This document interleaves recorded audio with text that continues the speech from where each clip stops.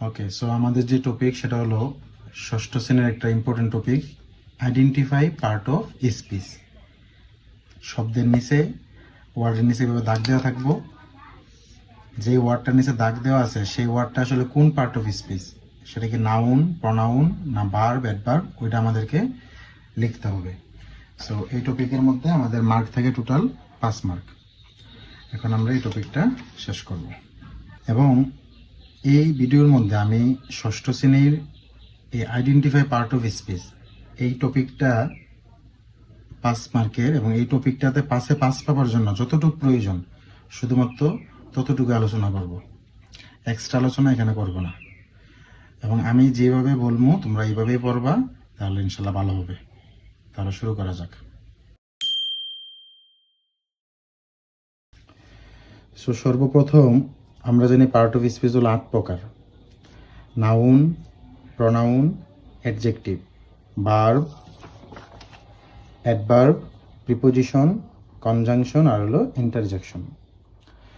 তো সর্বপ্রথম তুমি সব কিছুর আগেই তোমার এই যে যে 8 প্রকার পার্ট অফ স্পিচ আছে, নামগুলো noun, pronoun, adjective, verb, adverb, preposition, conjunction, interjection, এই সবগুলোর নাম তুমি বারবার খাতায় লিখবা। লেখা এই নামগুলোকে প্র্যাকটিস করে ক্লিয়ার করবা। যেমন কিছু আছে একটু কঠিন লাগবে তোমার, ছোটো মানুষ, এই কারণে প্রিপোজিশন। এই প্রিপোজিশন বানানটা তুমি প্রয়োজনে 20 বার লেখো খাতায়, বাট বানান যেন ভুল না হয়। কনজাংশন, এই বানানটা প্রয়োজনে তুমি 20 বার লিখবা, বাট বানান যেন ভুল না হয়। এইভাবে preposition, conjunction, interjection, noun, pronoun, verb, adjective, adverb, এই সবগুলো বানান 10 বার 20 বার করে লেখো। লেখে সেরা বানানগুলো আগে ঠিক করবা। ওকে, যখন তোমার বানানের সমস্যা শেষ, তুমি সবগুলা পার্ট অফ স্পিচের বানানগুলা সঠিকভাবে পারো, তখন তুমি শিখবা। প্রথমেই শিখবা কনজাংশন এবং ইন্টারজেকশন। সর্বপ্রথম শিখবা ইন্টারজেকশন, কারণ এটা সবচেয়ে সহজ। কিছু শব্দ আছে দেখবা তুমি, যখন আমরা সলভ করামু তখন দেখতে পাইবা কিছু শব্দের পিছনে এই যে এই চিহ্নটা থাকে, এই যে এই চিহ্নটা, এটার বলে আশ্চর্যবোধক শব্দ, বা ইংলিশে বলে এক্সক্লামেশন মার্ক। সো এই শব্দটা যদি থাকে তাহলে ওই ওয়ার্ডটা নিঃসন্দেহে ইন্টারজেকশন। তাহলে যেই শব্দটার পিছনে, যেমন ও, আমি যেগুলোর প্রয়োজন বাংলা এগুলো বলে দিতেছি, যেমন ফায়ার তো ছি, ব্রাভোর তো সাবাস। তো এই যে শব্দগুলো দেখো, প্রত্যেকটা শব্দের পরে আশ্চর্যবোধক চিহ্ন আছে। তো যেই শব্দগুলোর পরে আশ্চর্যবোধক চিহ্ন থাকবে ওই শব্দগুলো কি ইন্টারজেকশন। ওকে, তারপরে যাবে স্যার কনজাংশনে। কনজাংশন এখানে যতগুলো আছে এগুলা শেখার প্রয়োজন নাই, তুমি জাস্ট খালি এই জায়গাটা শিখবা। এখানে দেখো একটা সুন্দর ওয়ার্ড আছে, ফ্যান বয়েস। সো এই যে ফ্যান বয়েস শব্দটা আছে, তুমি জাস্ট এটা শিখবা। এই ফ্যান বয়েসের দেখো এখানে খেয়াল করো, এই যে এফ, এফ মানে হলো ফর, এ মানে হলো অ্যান্ড, এন মানে হলো নর, বি মানে হলো বাট, উ মানে হলো অর, ওয়াই মানে হলো ইয়েট, আর এস মানে হলো সো। তুমি জাস্ট খালি এই 8টা শিখবা। এই পাশে যেগুলো আছে এগুলো আপাতত তোমার শেখার প্রয়োজন নাই।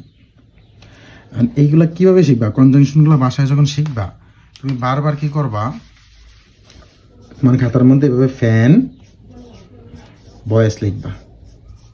ফ্যান ভয়েস লিখা একবারে স্যারের যেভাবে খাতা শিটের মধ্যে আছে তুমি সেম টু সেম এফ দিয়ে লিখবা ফর, এ দিয়ে লিখবা অ্যান্ড, এন দিয়ে লিখবা নর, বি দিয়ে লিখবা বাট, উ দিয়ে লিখবা অর, ওয়াই দিয়ে লিখবা ইয়েট, এস দিয়ে কি সো। এইভাবে তুমি 2-3 বার এই ফ্যান ভয়েস লিখবা, লেখা এফ দিয়ে ফর, এ দিয়ে অ্যান্ড, এন দিয়ে কি নর, বি দিয়ে বাট, উ দিয়ে অর, ওয়াই দিয়ে ইয়েট, এস দিয়ে সো। এভাবে লিখবার প্র্যাকটিস করবা, লিখবার প্র্যাকটিস করবা। তাহলে পরীক্ষায় যখন তোমার বলবে যে বাট এটা কোন পার্ট অফ স্পেস, তখন এটা হচ্ছে কনজাংশন। এই যে এন্ড কোন পার্ট অফ স্পেস, কনজাংশন।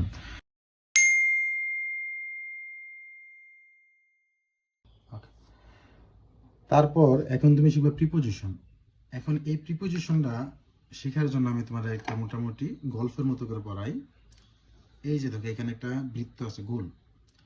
তো এই যে দেখো তোমার এই যে গোলের ভিতরে যদি কোনো কিছু থাকে, সাপোজ মনে করি গোলটা ছাড়া হাত, তো হাতের ভিতরে যদি কোনো কিছু থাকে, যেমন এই স্টেপলারটা আমার হাতের ভিতরে, তখন তুমি কোন প্রিপোজিশন ইউজ করবা? ইন বা এট, ইন বা এট। তারপর ধরো এই যে স্টেপলারটা এটা আছে আমার হাতের নিচে, নিচে হইলে কোন প্রিপোজিশন ইউজ করতে হয়? এই যে আন্ডার বা বেলু, আন্ডার বা বেলু। আবার ধরো এই স্টেপলারটা আছে আমার হাতের উপরে, তাহলে উপরে হইলে কোন প্রিপোজিশন? এই যে খেয়াল করে এখানে অন, এখানে কি অন। এখন এই স্টেপলারটা দেখো আছে আমার হাতের পাশে, তো পাশে হলে কোন প্রিপোজিশন? বাই বা বিসাইড, বাই বা বিসাইড। এখন ধরো এই স্টেপলারটা একটু দূরে আছে, এখন এসে আমার হাতের ভিতরে ঢুকলো। তো বাহির থেকে কোনো জিনিস যখন কোনো কিছুর ভিতরে ঢুকে তখন হয় ইনটু। এবং এখন স্টেপলারটা আমার হাতের ভিতরে, তাহলে হবে ইন বা অ্যাট। আর যখন স্টেপলারটা আমার হাতের ভিতর দিয়ে বাহির হয়ে যাইব, অর্থাৎ কোনো কিছু থেকে যখন একটা জিনিস বাহির হয়ে যায় তখন দিতে হয় আউট। তাহলে কোনো কিছুর ভিতরে থাকলে ইন বা অ্যাট, কোনো কিছুর উপরে থাকলে অন, আর কোনো কিছুর নিচে যদি থাকে তাহলে আন্ডার বা বিলো। আর কোনো কিছুর পাশে হলে কি? বাই বা বিসাইড। আর কোনো কিছুর ভিতরে ঢুকলে হচ্ছে ইনটু, আর ভিতর থেকে বাহির হলে হচ্ছে আউট। এছাড়া তোমরা চেষ্টা করবে যে ইনটুর সাথে মনে রাখবা to, into, into. এই অন দিয়ে মনে রাখবা onto, upon, onto, upon. এগুলো কি? প্রিপোজিশন। তারপর অতিরিক্ত এগুলো একটু মনে রাখবা যে উইথ, অ্যারাউন্ড। অ্যারাউন্ড মানে কোনো কিছুর চারপাশে। যেমন আমি যদি তোমার এই স্টেপলারটা চারপাশে কাঠ পেন্সিলের এভাবে ঘুরাই, তাহলে এটা হবে অ্যারাউন্ড। কোনো কিছুর চারপাশে ঘুরালে কি হয়? অ্যারাউন্ড। তারপর for, of, between, among. Between এবং অ্যামংটা হলো, বিটুইন হয়েছে স্যার দুইয়ের মধ্যে। এই যে আমার যে এই যে স্টেপলারটা, এটা আমি মনে করি এই দুইটা, একটা কলম আর একটা হচ্ছে মার্কার এবং কাঠ পেন্সিলের মধ্যে রাখলাম এই স্টেপলারটা। তো স্টেপলারটা কি আছে? দুইটা জিনিসের মাঝখানে। তো দুইটা জিনিসের মাঝখানে দেখলে বলতে হয় বিটুইন। এখন মনে করো এইদিকে আমি আরো একটা কলম দিলাম, তো এখানে কয়টা জিনিস হলো? একটা, দুইটা, তিনটা, দুইয়ের বেশি। তো দুইজনের বেশির মধ্যে যদি থাকে তখন বলতে হয় অ্যামং। কি বলতে হয়? অ্যামং। সো দুইয়ের মধ্যে থাকলে বিটুইন, আর দুইয়ের বেশির মধ্যে থাকলে অ্যামং। এইভাবে তুমি প্রিপোজিশনগুলো প্র্যাকটিস করবা। তো এইভাবে পড়ার পরে তুমি খাতায় কিভাবে প্র্যাকটিস করবা? খাতায় লিখবে এইভাবে, লেখার পরে নিজে নিজে বলবা যে খাতার কোনো কিছু ভিতরে থাকলে ইন বা অ্যাট, ইন বা অ্যাট। কোনো কিছুর উপরে থাকলে অন, এবং উপরে লেগে থাকতে হবে। যেমন এই যে স্টেপলারটা আমার হাতের উপরে এখন লেগে আছে, তখন হবে অন। আবার লেগে না থাকলে তখন আবার আরেক বিষয়। এবং কোনো কিছু নিচে থাকলে আন্ডার বা বেলো। কোনো কিছুর পাশে থাকলে হচ্ছে বাই বা বিসাইড। বাহির থেকে ভিতরে ঢুকলে হচ্ছে ইনটু, বাহির থেকে ভিতরে ঢুকলে কি? ইনটু। ভিতর থেকে বাহিরে গেলে কি? আউট। এবং এই ইনটুর পাশে মনে রাখবা যে টু আছে, কি আছে? টু। এই অনের পাশে মনে রাখবা আছে অন টু, আছে কি? আপন। সেই সবগুলো হচ্ছে প্রিপোজিশন। এছাড়া অতিরিক্ত কি ছিল? অতিরিক্ত আমাদের অনেকগুলো ছিল, সেগুলো হলো ছিল ফর, ছিল অফ, এ অফ দিয়ে এ অফটা মনে রাখবা, ছিল উইথ, ছিল বিটুইন, এবং ছিল কি? অ্যামং। এই এক্সট্রাগুলো একটু মনে রাখবা। তো এই যে শব্দগুলা, এই শব্দগুলো হচ্ছে কি? প্রিপোজিশন। সো এইভাবে তুমি ভাষায় খাতার মধ্যে প্র্যাকটিস করবা, প্র্যাকটিস শেষে তোমার প্রিপোজিশনটা তুমি এইভাবে কমপ্লিট করবা। তো যখন তোমার প্রিপোজিশন, কনজাংশন এবং ইন্টারজেকশন শেষ হইব, তুমি আসবে এই পৃষ্ঠায়।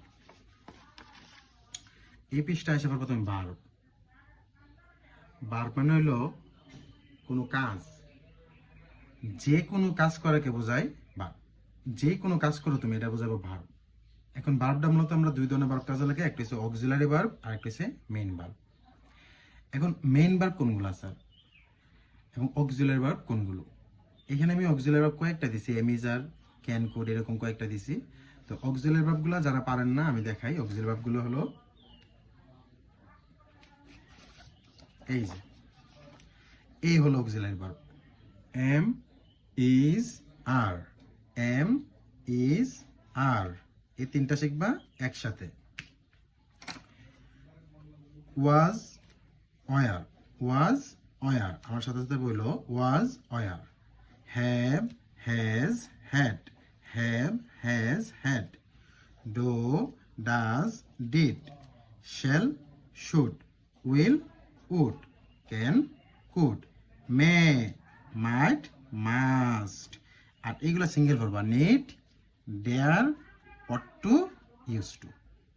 ঠিক আছে, এগুলো হলো কি ভার্ব? Auxiliary verb. এগুলো বারবার প্র্যাকটিস করবা, তারপর মুখস্থ হয়ে গেছে। আমি আরেকবার বলে দেই, যারা উচ্চারণ পারো না আমার সাথে সাথে উচ্চারণ করে নিবা, দেখবো উচ্চারণগুলো ঠিক হয়ে যাবে। Am is are, am is are. Was were, was were. Have has had, have has had. Do does did, do does did. Shall should, shall should. Will would, will would. Can could, can could. May might must, may might must. Need, dare, ought to, use to, ought to, use to. So এইগুলো হলো auxiliary verb. এছাড়া আরেকটা কি ছিল sir? আরেকটা ছিল আমাদের main verb. আরেকটা কি ছিল? Main verb. তো অক্সিলারি ভার্ব ব্যতীত বাকি সবগুলোই মেইন ভার্ব। যেমন এখানে আছে আপনার ওয়াক, ওয়াক অর্থ কি? হাঁটা, ওয়াক অর্থ কি? হাঁটা। রাইট অর্থ কি? লিখা, রাইট অর্থ লিখা। যাদের শব্দ অর্থগুলো প্রয়োজন তারা লিখে রাখতে পারো। রিড অর্থ হইছে পড়া। গো অর্থ কি? গো অর্থ হইছে যাওয়া। ইট অর্থ খাওয়া। মিট অর্থ দেখা করা। নো অর্থ জানা। টিচ অর্থ পড়ানো। এনজয় অর্থ উপভোগ করা। ক্রাই অর্থ কান্না করা। স্পিক অর্থ কথা বলা। বিলিভ অর্থ বিশ্বাস করা। তো এরকম স্যার আরো হাজার হাজার ভার্ব আছে আমাদের দুনিয়াতে। তা আমরা এই অক্সিলারি ভার্ব ব্যতীত বাকি যত ভার্ব আছে সবগুলো হচ্ছে মেইন ভার্ব। এখন এইগুলো যদি থাকে তখন তুমি বলবা কি যে ভার্ব। সো এই ছিল আমাদের ভার্ব চেনার উপায়। অক্সিলারি ভার্ব যেগুলো মুখস্থ করবা, আর এগুলো হলো মেইন ভার্ব।